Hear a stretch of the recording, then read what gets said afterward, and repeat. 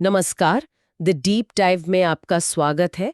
आज 8 दिसंबर 2025 है और हम यूपीएससी की तैयारी के नजरिए से दिन की कुछ सबसे जरूरी खबरों पर गहराई से बात करेंगे। बिल्कुल।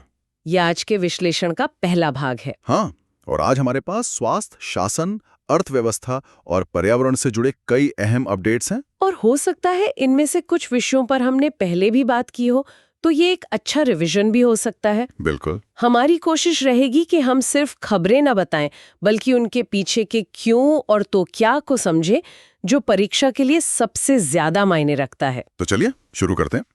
पहली खबर स्वास्थ्य के क्षेत्र से है और ये एक बहुत बड़ी वैश्विक सफलता की कहानी है।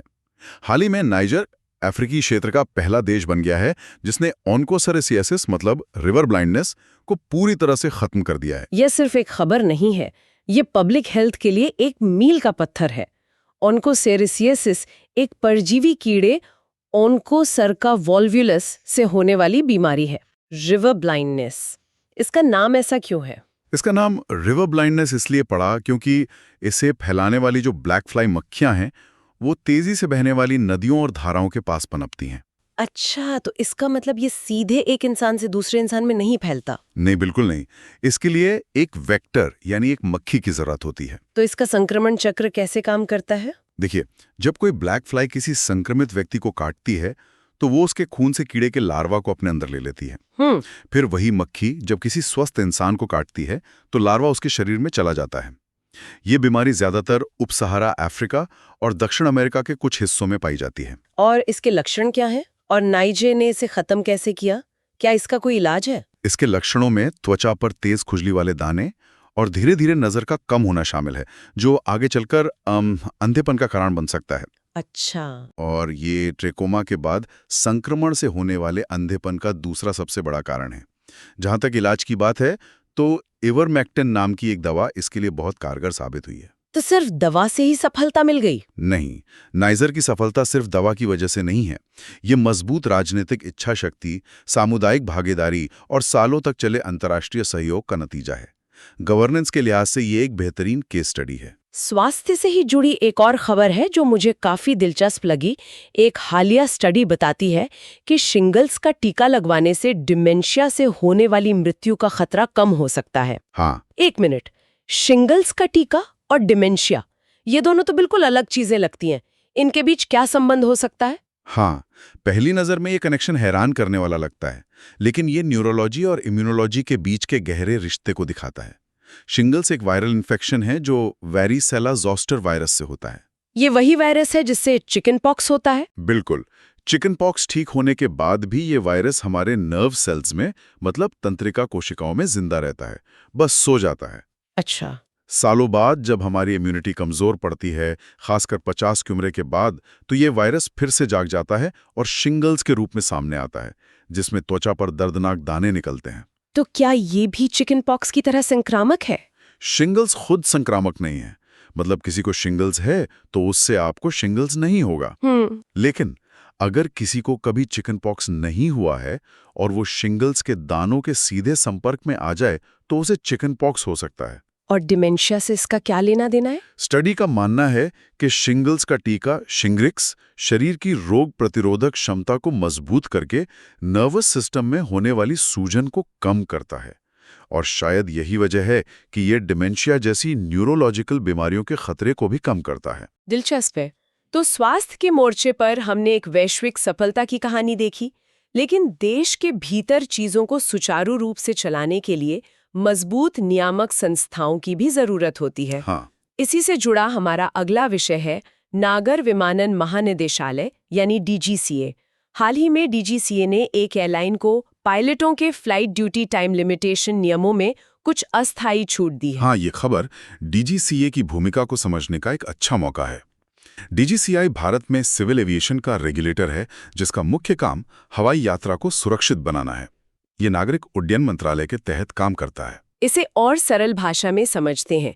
जब हम सुनते हैं कि कोहरे की वजह से फ्लाइट्स में देरी होने पर किसी एयरलाइन पर भारी जुर्माना लगाया गया, हाँ, या किसी विमान में सुरक्षा की खामी पाई गई, तो क्या वो कार्रवाई डीजीसीए ही करता है? इसकी शक्ति कहाँ तक है? बिल्कुल, ऐसी ज्यादातर कार्यवाहियां डीजीसीए ही करता है। इसका काम है हवाई सुरक्षा और उड़ान से जुड़े मानकों को लागू करना, एयरलाइंस का नियमित निरीक्षण करना, पायलटों के लाइसेंस जारी करना और किसी भी हवाई घटना या दुर्घटना की जांच करना। अच्छा। ये अंतर्राष्ट्रीय नागर विमानन संगठन ICAO के साथ तालमेल भी रखता है ताकि भारत के नियम वैश्विक मानकों के अनुरूप हों। संक्षेप में कहें तो हमारी हवाई यात्रा सुरक्षित हो, इसकी सबसे बड़ी जिम्मेदारी DGCA की ही है। ठीक है। शासन से ही जुड़ी एक और खबर उम्मीद पोर्टल के बारे में है। सरकार ने कहा है कि जिन लोगों ने अभी तक उम्मीद पोर्टल पर वक्फ संपत्तियों का रजिस्ट्रेशन नहीं कराया है, उन पर अगले 3 महीने तक कोई कार्रवाई नहीं होगी। ये उम्मीद पोर्टल असल में है क्या? UMED का पूरा नाम है unified Waqf management, empowerment, efficiency and development. Okay. ये अल्पसंख्यक मामलों के मंत्रालय की एक पहल है जिसका मकसद देश भर की लाखों वक्फ संपत्तियों का एक डिजिटल रिकॉर्ड तैयार करना है। ये एक सेंट्रलाइज्ड डिजिटल प्लेटफॉर्म है जिससे इन संपत्तियों के मैनेजमेंट में पारदर्शिता लाई जा सके। लेकिन क्या सिर्फ एक डिजिटल पोर्टल बनाने से जमीनी स्तर पर वक्फ संपत्तियों पर अवैध कब्जे या कुप्रबंधन की समस्या हल हो जाएगी? असल चुनौतियां तो शायद इसके कार्यान्वयन में होंगी। आपका सवाल बहुत वाजिब है। पोर्टल बनाना पहला कदम है। असली चुनौती डाटा को वेरीफाई करना और उसे लगातार अपडेट रखना है। तो इसमें ऐसा क्या खास है? इस पोर्टल की खासियत है कि ये सभी संपत्तियों की जियो टैगिंग करता है, जिससे उनकी लोकेशन और स्थिति का सटीक पता चलता है। इसमें ऑनलाइन शिकायत दर्ज करने और लीजिंग प्रक्रिया को पारदर्शी बनाने का भी प्रावधान है। लेकिन हाँ, जमीनी स्तर पर इसे लागू करना ही इसकी सफलता तय करेगा। ठीक है, अब अर्थव्यवस्था की ओर बढ़ते हैं। भारतीय राष्ट्रीय राजमार्ग प्राधिकरण यानी NHAI को अपने राजमार्ग इंफ्रा इन्वेस्टमेंट ट्रस्ट के लिए सेबी से मंजूरी मिल गई है। ये इंफ्रास्ट्रक्चर इन्वेस्टमेंट ट्रस्ट यानी इनविट क्या भला है? इसे समझने का सबसे आसान तरीका है म्यूचुअल फंड का उदाहरण लेना। अच्छा। जैसे आप म्यूचुअल फंड के जरिए कई कंपनियों के शेयरों में थोड़ा थोड़ा पैसा लगाते हैं, वैसे ही इनविट के जरिए आम इन्वेस्टर देश के बड़े बड़े इंफ्रास्ट्रक्चर प्रोजेक्ट्स जैसे हाईवे, पावर ट्रांसमिशन लाइन या एयरपोर्ट्स में सीधे निवेश कर सकते हैं। मतलब अब कोई भी हाईवे बनाने में पैसा लगा सकता है? एक तरह से हाँ। सोचिए, पहले अगर आपको किसी बड़े हाईवे प्रोजेक्ट में पैसा लगाना होता तो ये लगभग असंभव था। अब आप म्यूचुअल फंड की तरह ही अपने फोन से कुछ क्लिक्स में देश के इंफ्रास्ट्रक्चर में हिस्सेदार बन सकते हैं। ये तो काफी क्रांतिकारी लगता है। तो इसकी संरचना कैसी होती है और इसे रेगुलेट कौन करता है? इसमें 4 मुख्य पार्टियां होती हैं। स्पॉन्सर, जैसे यहाँ NHAI, फिर ट्रस्टी जो निवेशकों के हितों की रक्षा करता है, इन्वेस्टमेंट मैनेजर और प्रोजेक्ट मैनेजर। स्पॉन्सर अपनी तैयार परियोजनाओं को ट्रस्ट को सौंप देता है और ट्रस्ट फिर यूनिट्स जारी करता है जिन्हें निवेशक खरीदते हैं। इन प्रोजेक्ट से जो भी कमाई होती है, जैसे टोल टैक्स, वो निवेशकों में मुनाफे के तौर पर बांट दी जाती हैं। और रेगुलेशन? भारत में इन्हें सेबी के 2014 के नियमों के तहत रेगुलेट किया जाता है। ठीक है, इंफ्रास्ट्रक्चर बनाने की बात हुई तो अब रक्षा क्षेत्र में टेक्नोलॉजी बनाने की बात करते हैं। DRDO ने हाल ही में प्रौद्योगिकी विकास कोष यानी TDF योजना के तहत बनी 7 नई तकनीकों को सेना को सौंपा है। हाँ, ये TDF योजना क्या है? ये योजना मेक इन इंडिया और आत्मनिर्भर भारत का एक बहुत ही महत्वपूर्ण स्तंभ है, खासकर रक्षा क्षेत्र में। अच्छा। TDF योजना का मुख्य उद्देश्य MSMEs मतलब छोटे और मध्यम उद्योगों और स्टार्टअप्स को रक्षा के लिए नई और एडवांस टेक्नोलॉजी विकसित करने के लिए प्रोत्साहित करना है। ये रक्षा मंत्रालय की एक नोडल योजना है। तो इसमें सरकार किस तरह से मदद करती है? क्या कोई भी स्टार्टअप इसके लिए अप्लाई कर सकता है? सरकार इसमें बहुत बड़ी वित्तीय मदद करती है।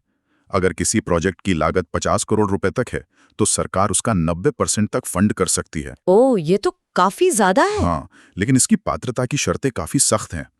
कंपनी का मालिकाना हक और कंट्रोल भारतीय नागरिक के पास होना चाहिए, और अगर किसी कंपनी में 49% से ज्यादा विदेशी निवेश है, तो वो इसके लिए योग्य नहीं होगी। समझ गए। ये सीधे तौर पर GS पेपर 3 में रक्षा औद्योगिकरण और टेक्नोलॉजी से जुड़ता है, जहां इस पर सवाल बन सकता है। हमने रक्षा क्षेत्र में MSMEs को बढ़ावा देने की बात की, लेकिन अर्थव्यवस्था का एक और बड़ा हिस्सा है जो काफी हद तक असंगठित है, हमारा फूड प्रोसेसिंग सेक्टर। बिल्कुल। सरकार इसे बदलने के लिए क्या कर रही है? शायद इसी से जुड़ी है प्रधानमंत्री सूक्ष्म खाद्य प्रसंस्करण उद्यमों का औपचारिकीकरण यानी PMFE योजना। बिल्कुल। ये योजना देश के असंगठित खाद्य प्रसंस्करण क्षेत्र के लिए गेम चेंजर साबित हो सकती है। इसे 2020 में लॉन्च किया गया था। इसका मकसद क्या है? इसका मकसद देश में काम कर रहे लाखों छोटे फूड प्रोसेसिंग यूनिट्स, जैसे कि अचार पापड़ बनाने वाले, बेकरी चलाने वाले या मसाला पीसने वालों को फॉर्मल यानी संगठित दायरे में लाना है। ये योजना उन्हें लोन दिलाने, नई टेक्नोलॉजी अपनाने और एक बड़ी सप्लाई चेन से जोड़ने में मदद करती है। इस योजना का जो भी खर्चा होता है उसे कौन उठाता है और छोटे उद्यमों को सीधे तौर पर क्या फायदा मिलता है? ये एक केंद्र प्रायोजित योजना है, मतलब इसका खर्चा केंद्र और राज्य सरकारें मिलकर उठाती हैं 60-40 के अनुपात में। सीधे फायदे की बात करें तो अगर कोई छोटा उद्यमी अपनी यूनिट को अपग्रेड करना चाहता है तो उसे प्रोजेक्ट लागत पर 35% की सब्सिडी मिलती है, जो अधिकतम 10 लाख रुपए तक हो सकती है। और बड़े समूहों के लिए? इसी तरह किसान उत्पादक संगठनों FPOs और स्वयं सहायता समूहों SHGs को कॉमन इंफ्रास्ट्रक्चर जैसे कोल्ड स्टोरेज बनाने के लिए 3 करोड़ तक की मदद मिल सकती है। यह एक जिला एक उत्पाद ODOP के दृष्टिकोण पर भी काम करती है। चलिए अब पर्यावरण और पारिस्थितिकी की दुनिया में चलते हैं। यहाँ एक बहुत ही रोमांचक खबर है। देश के दूसरे और राजस्थान के पहले अंतर्राज्यीय बाघ स्थानांतरण के तहत मध्य प्रदेश के पेंच टाइगर रिजर्व से एक बाघिन को राजस्थान के रामगढ़ विषधारी टाइगर रिजर्व में एयरलिफ्ट किया जाएगा। यह वन्यजीव संरक्षण की दिशा में एक बहुत बड़ा और साहसिक कदम है। रामगढ़ विषधारी, जिसे 2022 में ही टाइगर रिजर्व का दर्जा मिला है, रणनीतिक रूप से बहुत महत्वपूर्ण है। वो कैसे? यह रणथंबोर और मुकुंद्रा हिल्स टाइगर रिजर्व के बीच एक प्राकृतिक गलियारा, एक कॉरिडोर का काम करता है। इस ट्रांसलोकेशन से न सिर्फ यहाँ बाघों की आबादी बढ़ेगी, बल्कि जेनेटिक विविधता भी मजबूत होगी। इस क्षेत्र की खासियत क्या है?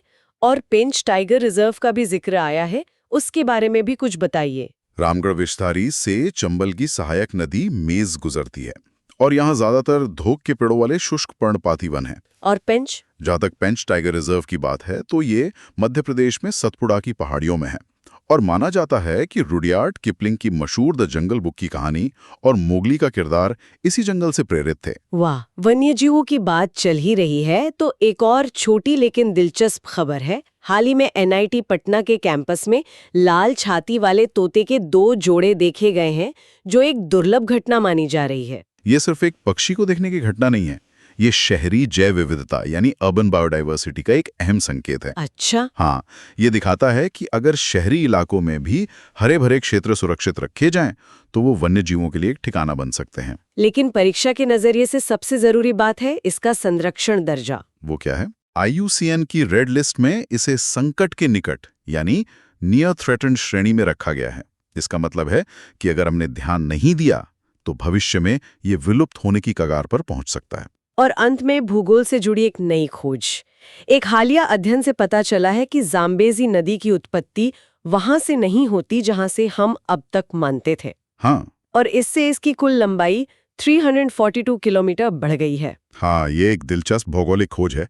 जाम्बेजी अफ्रीका की चौथी सबसे लंबी नदी है। अब तक माना जाता था कि ये जाम्बिया से निकलती है, लेकिन नए शोध से पता चला है कि इसका असली स्रोत अंगोला के दक्षिणी हाईलैंड्स में है। कौन कौन से देशों से होकर बहती है ये नदी Angola, Zambia, Namibia, Botswana, Zimbabwe और मोजाम्बिक से होते हुए हिंद महासागर में गिरती है। इस नदी पर कुछ विश्व प्रसिद्ध स्थल भी तो है। बिल्कुल। दुनिया के सबसे बड़े झरनों में से एक विक्टोरिया फॉल्स इसी नदी पर है। साथ ही अफ्रीका के 2 सबसे बड़े हाइड्रो इलेक्ट्रिक डैम कोहोरा बासा और करीबा बांध भी इसी नदी पर बने हैं। तो आज हमने नाइजर की स्वास्थ्य सफलता से लेकर भारत के नियामक निकायों, आर्थिक योजनाओं और वन्यजीव संरक्षण तक कई महत्वपूर्ण विषयों पर बात की। बिल्कुल। और इन सभी विषयों में एक बात कॉमन है। ये दिखाते हैं कि कैसे स्थानीय घटनाएं वैश्विक रुझानों से जुड़ी हैं और कैसे नीतियां जमीनी स्तर पर प्रभाव डालती हैं। हाँ। ये UPSC मेंस में उत्तर लिखने के लिए एक बहुत जरूरी दृष्टिकोण है, जहां आपको अलग-अलग विषयों को आपस में जोड़ना होता है। जाते जाते हमारे श्रोताओं के लिए एक विचार छोड़ते हैं। हमने आज रामगढ़ विषधारी में बाघों के स्थानांतरण की बात की, जो संरक्षण का एक सक्रिय प्रयास है।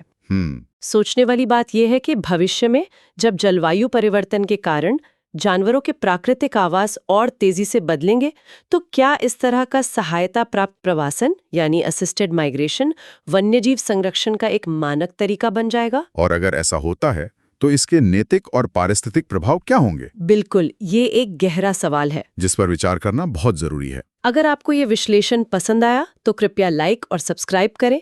अगली चर्चा में फिर मिलेंगे। नमस्कार।